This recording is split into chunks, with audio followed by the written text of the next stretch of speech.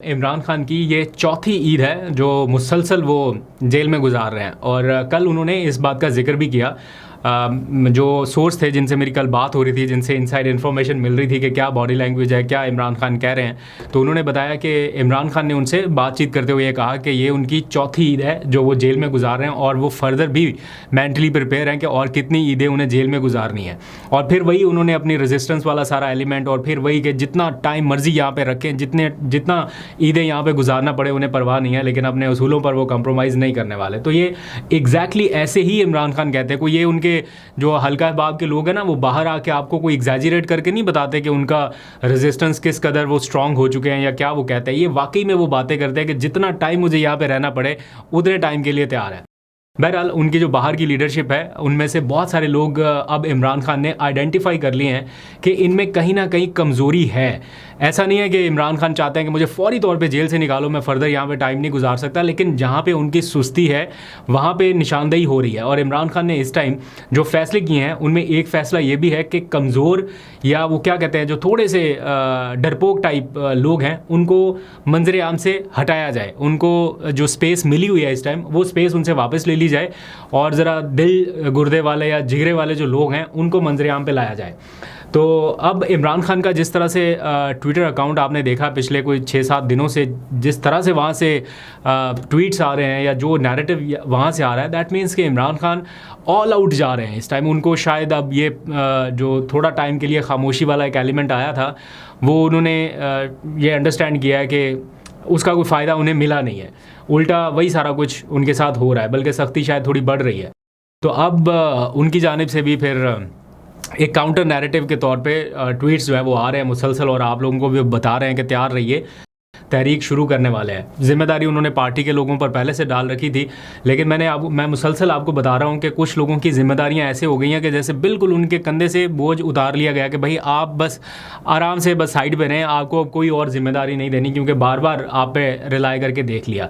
और ये बात बिल्कुल 100% दुरुस्त है कि इमरान खान ने ये जो पैटर्न इन चीफ वाला सारा मामला किया ना, इसका मतलब भी एग्जैक्टली यही था। ये सिर्फ कोई पार्टी के लोगों तक मैसेजिंग नहीं थी कि देखें इख्तियारात मेरे पास हैं, ये उनके बाकी फ़रीक़ैन तक मैसेज गया है, उनके सियासी हरीफ़ैन तक ये मैसेज गया है कि इख्तियार मेरे पास है, पावर मेरे पास है, फ़ैसला साजी का इख्तियार मेरे पास है। अगर आप बाहर से बैरिस्टर गौहर से बात कर लें या अली अमीन गंडापुर से बात कर लें तो अब उनके पास वो अथॉरिटी, वो इख्तियार नहीं है जो इस टाइम मेरे पास है। इसलिए बात करनी है या फ़ैसले करने हैं वो मेरे से होंगे या मैंने करनी है। तो इस तरह का सारा सिचुएशन चल रहा है। बहरहाल जो मैंने आपको बताया ना कि इमरान खान ये कह रहे हैं कि तगड़े खिलाड़ी अब मैदान में उतारें, तो उन्होंने अपनी पार्टी में भी अच्छी खासी कांट छांट शुरू कर रखी है। जैसे मैंने कल के व्लॉग में भी जिक्र किया था और शायद आप देख लेंगे कि आने वाले चंद दिनों में इसको बाकायदा नोटिफाई कर दिया जाएगा। ये मियाँ इबाद फ़ारूक जो हैं उनको शायद जिम्मेदारी मिलने वाली है कि वो यूथ को लीड करें और ज़बरदस्त तरीके से मैदान में उतरें, सारे मामलात को लेके वो आगे चले। तो आप 1-2 दिनों में उनको भी एक्टिव देखेंगे, शायद ईद के बाद इसका बाकायदा नोटिफिकेशन जारी हो जाए। उमर अयूब साहब को काफ़ी उन्होंने जिम्मेदारियाँ दे दी हैं। सलमान अकरम राजा के पास ऑलरेडी काफ़ी बर्डन है, वो भी इसको लेके चल रहे हैं। तो मुशावरत का जो आगाज़ है पार्टी के अंदर वो तेज़ किया गया है। 2 दिन पहले की मैं आपको बात बता देता हूँ, ये समझ लें कि आंखों देखा हाल आपको बता रहा हूँ, एग्जैक्ट इन्फॉर्मेशन कि पीटीआई की जो टॉप टियर की लीडरशिप है बशमूल अली अमीन गंडापुर, बशमूल बैरिस्टर गौहर और बाकी सारे जो फैसला साज हैं पीटीआई में, ये सारे इकट्ठे हुए हैं एक जगह पे, टॉप ब्रास जिसे कहते हैं। और इन्होंने हर एक चीज़ को डिस्कस कर लिया है कि इमरान खान इस वक्त किस लाइन एंड लेंथ पे चलने वाले हैं और हमें आगे क्या करना है। पिछली ईद पर हमने देखा था जब ये बातें हो रही थी ना कि ईद के बाद कोई मूवमेंट शुरू होने वाली है, लेकिन पार्टी के अंदर कोई हलचल नहीं थी। ये बातें ज़रूर सुनते थे कि ईद के बाद तहरीक शुरू होने वाली है, लेकिन वो टेम्परामेंट नज़र नहीं आ रहा था।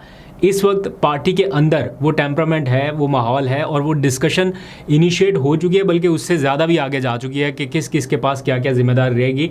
ये बहुत तेज़ी से काम चल रहा है। इस सारे मंजरनामे पे इमरान खान और उनकी पार्टी का एक बहुत अहम इम्तिहान शुरू होने जा रहा है। एक तो है ना ये लीगल फ्रंट पे उनकी रिहाई के मामलात, उनके केसेस, ये तो साथ साथ पैरेलल चल ही रहे हैं, लेकिन इसी दौरान एक और बहुत अहम फैसला होने जा रहा है, एक अहम तैनाती जिसके लिए इमरान खान का इनपुट, उनकी पार्टी का इनपुट बहुत ज़रूरी रहेगा और वो है चीफ इलेक्शन कमिश्नर की तैनाती। मुद्दत पूरी हो चुकी है, उससे ज़्यादा टाइम तक वो स्टे कर चुके हैं। अब मरहला है उनके ऑल्टरनेट लाने का, यानी कोई और चीफ इलेक्शन कमिश्नर लाने के लिए।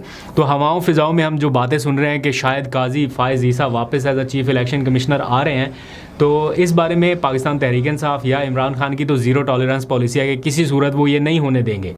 लेकिन उन्होंने तो कहा था कि हम 26वीं तरमीम भी नहीं होने देंगे, तो वो भी हो गई। 27वीं का लफ्ज़ इसलिए निकल जाता है क्योंकि आजकल 27वीं तरमीम के भी चर्चे बड़े हैं।